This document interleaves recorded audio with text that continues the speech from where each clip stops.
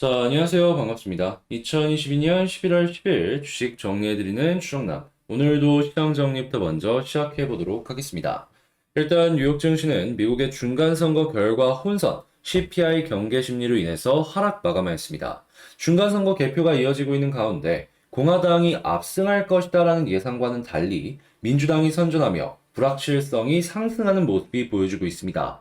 당초 공화당이 의회 권력을 장악하면 민주당의 증세 및 재정 지출 계획에 제동을 걸 것으로 기대를 했지만 상원에서 끝까지 팽팽한 접전을 펼치는 데다 하원에서도 민주당이 선전하는 모습이 이 투자자들의 실망감으로 연결이 되는 모습을 보여주고 있습니다. 특히나 초접전지인 조지아의 경우에는 상원 선거가 12월 결선으로 이어지게 되었고 일부 언론에 따르면 연방 하원 선거 전체 435석 가운데 공화당이 219석을, 민주당이 216석을 각각 차지할 것으로 예측이 되었으며, 현재 이 민주당이 캐스팅 보트를 주는 다수당의 지위를 수성할 것으로 예상을 하는 움직임을 보여주고 있습니다. 그러다 보니까 이 공화당으로 인한 이 호재의 흐름이 예상했던 것보다 약할 수밖에 없을 것 같다라는 생각을 계속하면서 볼 수밖에 없겠죠. 다만 오늘 이 선거는 또 어떻게 뒤집어질지 모르다 보니까 제 영상 이외에도 나오는 내용들을 계속 보시면서 참고하시는 것도 괜찮을 것 같습니다.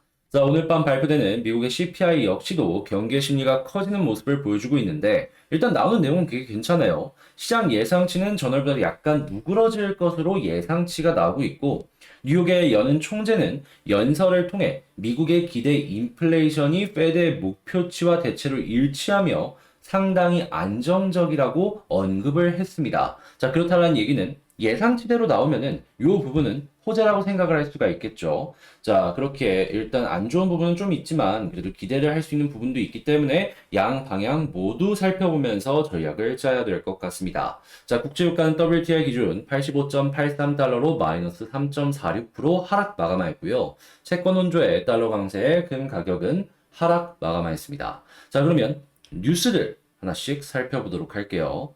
자, 일단 제일 먼저 방금 말씀드린 미국의 중간선거 같은 경우에는 일단 시장의 예상대로만 나오면 민주당이 캐스팅 보트를 잡을 수도 있을 것이다 라고 얘기를 하고는 있지만 일단 반반의 모습을 보여줄 것이다 라는 얘기도 많기 때문에 절묘한 균형, 이걸 첫 번째로 생각을 하시면서 보시면 될 것 같고, 그리고 이전에 파월 의장이 속도 조절에 대한 이야기는 했지만 이 기준금리의 고점이 높아질 수 있을 것이다 라는 얘기도 했잖아요. 자, 그러다 보니까 지금 기준금리 6%까지 올라갈 것이다 라는 부분에 일부 투자자는 벌써부터 베팅을 하기 시작을 했습니다. 뭐 이게 전체적인 주류의 의견은 아니고 일부의 의견이기 때문에 요거에 너무 매몰될 필요는 없지만 확실한 건 고점이 높아졌다라는 부분은 우리 모두 인식을 하면서 봐야 된다라는 것이죠. 자, 그리고 지금 뉴욕의 여는 총재, 미국의 장기 인플레이션 잘 고정이 되어 있다라고 이야기를 하고 있는데 인플레이션이 좀 낮아지는 모습을 보여주게 된다면 이 고점이 낮아지는 효과도 이제 생각을 해볼 수 있기 때문에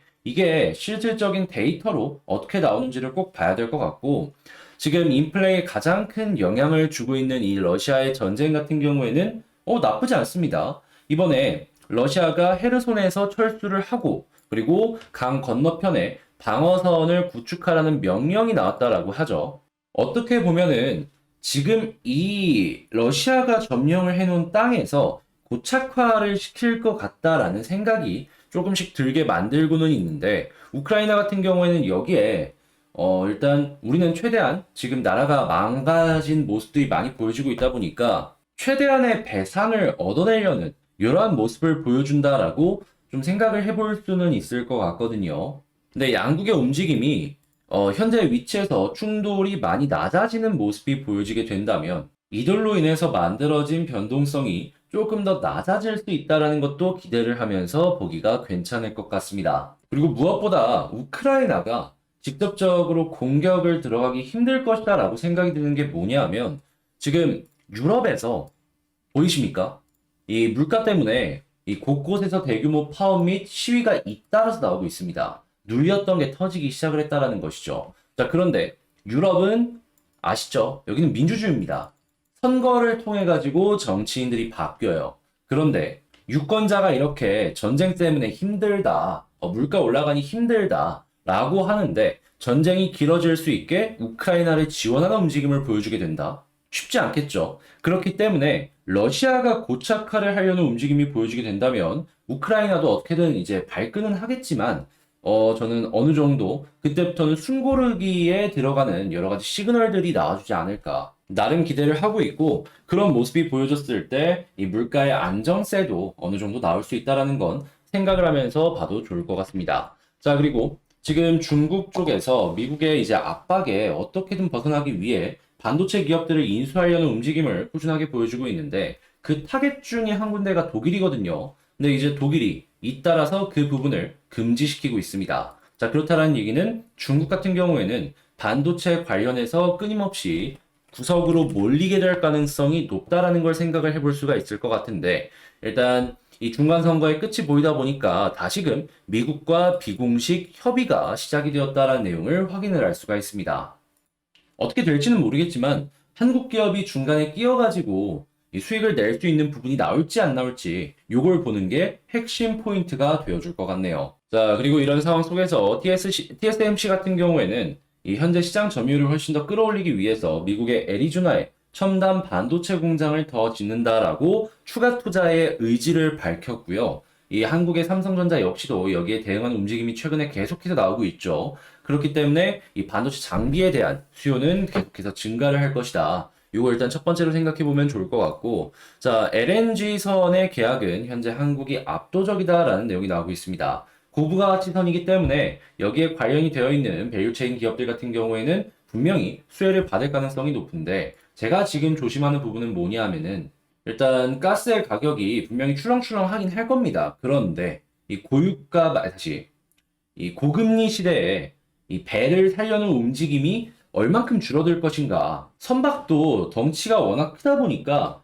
일시불로 이거를 한 번에 내는 그런 이제 개인이나 기업들이 없잖아요, 많이. 그래서 이제 지금 위치가 피크고 아웃에 대한 생각도 어느 정도는 감안을 하면서 살펴보면 전 좋을 것 같다라고 봅니다.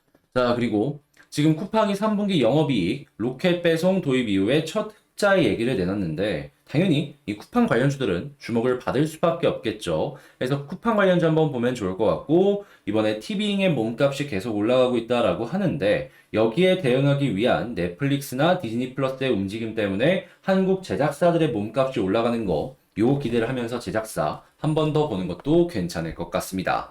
자, 그리고 지금 이 독감에 대한 얘기가 계속해서 나오고 있고 감기약의 원료부터 시작을 해서 완제품이 모자라다는 얘기가 계속 나오고 있습니다. 자, 그렇다라는 건 관련주들 예전에도 이제 그 감기약 관련으로 해가지고 올라갔던 친구들 있잖아요. 다시 한번 보면 좋을 것 같고 일단 실질적인 영업이익 매출로까지 이어지는 건 힘들 수는 있겠지만 테마로서는 주목을 해봐도 괜찮을 것 같습니다.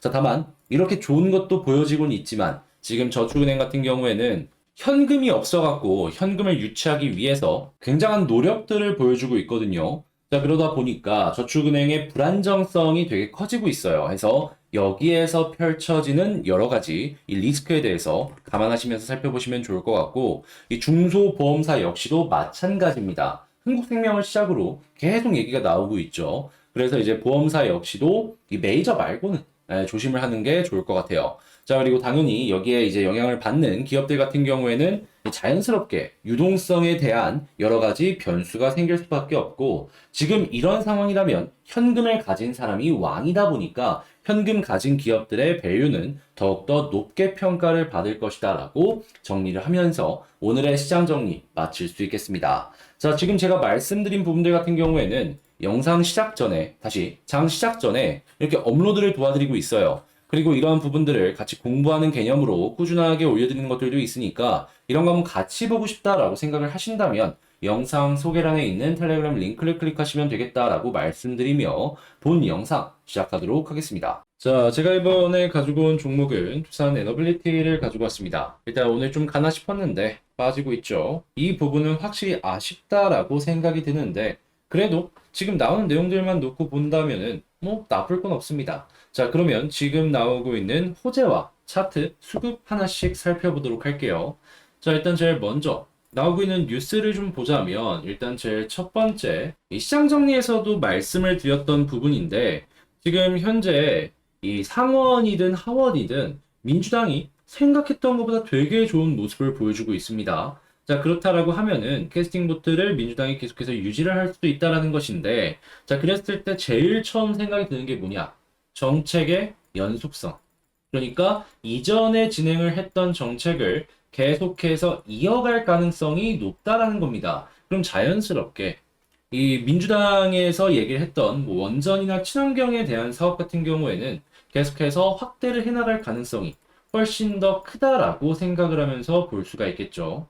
이러한 부분은 향후에 미국의 이 원전 정책에 이 주산이 꾸준하게 수혜를 이어갈 것이다 라고도 생각을 하면서 볼 수가 있고요. 그리고 미국이 이런 모습을 보여주게 된다면 자연스럽게 유럽 역시 마찬가지일 것이고 미국, 유럽 이렇다? 아프리카, 중동, 동남아시아 등등등 다 비슷하게 움직일 것이다 라고 생각을 하면서 볼 수가 있겠습니다. 남미도 포함이고요. 자, 그러면 이러한 부분은 에너빌리티 입장에서는 괜찮게 흘러가는 걸 수도 있겠다. 이렇게 볼 수 있을 것 같고요. 추가적으로 이번에 이 두산 에너빌리티가 1조 6천억 정도 되는 이집트 원자력 발전소 건설 공사 계약을 따냈다라고 이야기가 나왔습니다. 수주된 물량이 한 번 더 점프를 한다라고 보시면 되겠죠. 이미 미래에 대한 2년 정도의 먹거리를 쌓아놓은 상황에서 이렇게 1조 이상의 미래 먹거리를 하나를 더 쌓아놨다? 자, 그렇다라고 하면은 두산 같은 경우에는 한동안은 실적에 대해서 걱정할 필요가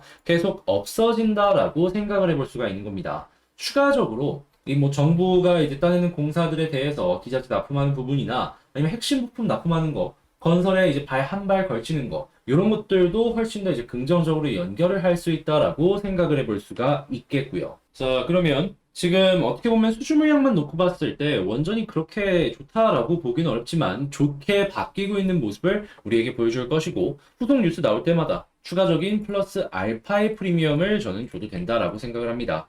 자, 그러면 현재 일단 나오고 있는 사업은 굉장히 좋다라고 볼 수가 있겠는데 이 수급이랑 차트 어떤 것들 볼 수 있을지 하나씩 좀 보도록 할게요.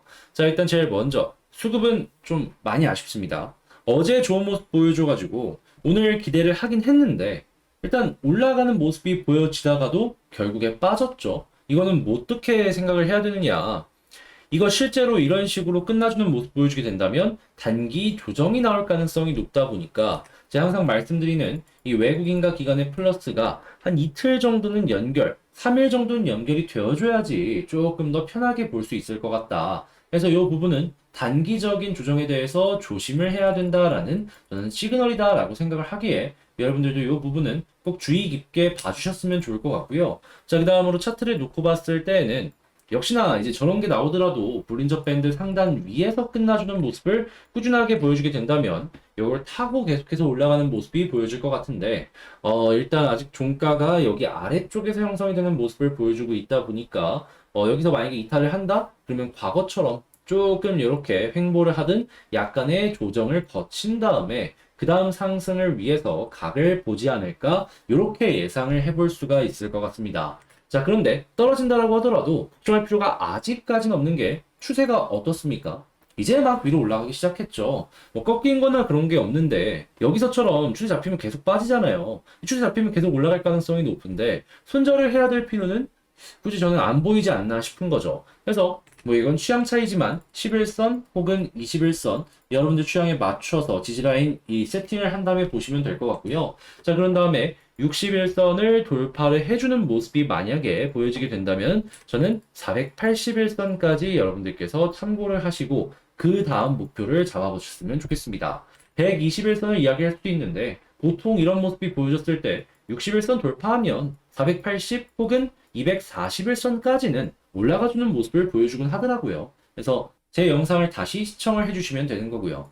자, 그러면 방금 말씀드린 내용들을 가지고 총정리를 한번 해보자면 일단 첫 번째, 사업적인 부분들 너무 좋죠. 지금 먹거리가 이집트 쪽도 그렇고 폴란드에서도 이번에 지금 계속해서 204 누가 할 것인지에 대해서 얘기 나오고 있잖아요. 그러다 보니까 미래 먹거리가 계속해서 증가를 하면 했지 감소하지 않을 것이다라는 걸 첫 번째로 꼽아볼 수 있고 일단 수급은 조금 아쉽긴 하지만 지지라인 11선 혹은 21선 딛고 올라가주는 모습을 보여주게 된다면 추가적인 상승에 대한 부분은 충분히 기대를 할 수가 있겠다. 자, 그렇지만 이 61선을 돌파 못하면은 계속 질질 끌릴 수 있으니까 요거는 일단 주의 깊게 보시고 만약에 60일선을 돌파를 했다라고 생각을 한다면 480일선까지는 일단 바로 머리 위에 있는 게 이거니까 여기까지 목표를 잡아봤으면 좋겠다라고 말씀을 드릴 수가 있겠습니다. 자, 해서 현재 위치에서 일단 가장 중요한 건 61선 요거니까 자, 한 번씩 보셨으면 좋을 것 같고요. 꾸준하게 이 에너빌리티의 호재도 나오고 있으니 후속도 계속해서 좋게 나와서 향후에게 우리에게 이 에너빌리티만큼은 좀 안 좋은 시장에서도 좋은 모습을 보여줬으면 좋겠습니다. 자, 이렇게 정리를 맞춰봤는데 도움이 되었다면 구독과 좋아요, 알림 설정까지 한 번씩 부탁을 드리고요. 자, 그리고 멤버십 관련해서도 좋은 것들 계속 소개를 해드리고 있고 상승 나오는 것들도 벌써 계속해서 보여주고 있는데 지금 시장이 안 좋았다가 조금씩 올라가 주려는 모습이 보여주고 있잖아요. 저평가가 되고 있는 종목들 위주로 보고 있으니 관심 있으신 분들은 요거 한번 주의 깊게 살펴보셨으면 좋겠습니다. 자, 그럼 전 다음에 더 좋은 영상으로 다시 인사드리겠다 말씀드리며 이상 주식 정리해드리는 주정남이었습니다. 영상 끝까지 시청해주셔서 감사합니다.